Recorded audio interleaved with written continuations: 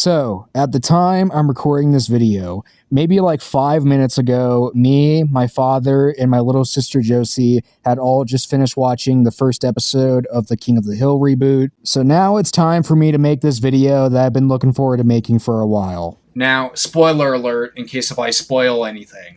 Alright, so first of all, even though this doesn't have much to do with my opinion on the reboot so far, I want to say that during the first few minutes of the episode, it felt pretty damn weird watching a King of the Hill episode for the first time, because my family and I have been watching the original King of the Hill, like, throughout my whole childhood, and so, like, I've seen every episode of the original series at least, like, 4 times, and most of which I've definitely seen more than 4 times. Probably my least watched episode is Junkie Business. So yeah, that was a weird feeling I was getting, but I would also say it was a cool feeling too. But other than that, what else do I want to say about the reboot so far? So far, we've only seen the first episode because we want to do 1 episode per night. And that episode we saw, I thought was pretty good. I wouldn't call it amazing, but, you know, it was just the first episode. So, of course, with this show having come back for the first time in 15 years, like, they gotta, like, explain some stuff, you know? Show us how the characters have aged and how Arlen has been since the Hills had moved out of it. And, yeah, I think they did a good job with getting us used to this new era of King of the Hill. Other than fleshing stuff out, I also thought there were some pretty funny jokes in the episode as well. Like, for example, that Uber or cab driver or whoever he was giving Hank a 2 out of 5 stars because Hank didn't give him a 5. And what's funny about that is that coincidentally, I just happened to be wearing this shirt that my father gave me earlier this year as we were watching the episode. And also my favorite joke of the episode was definitely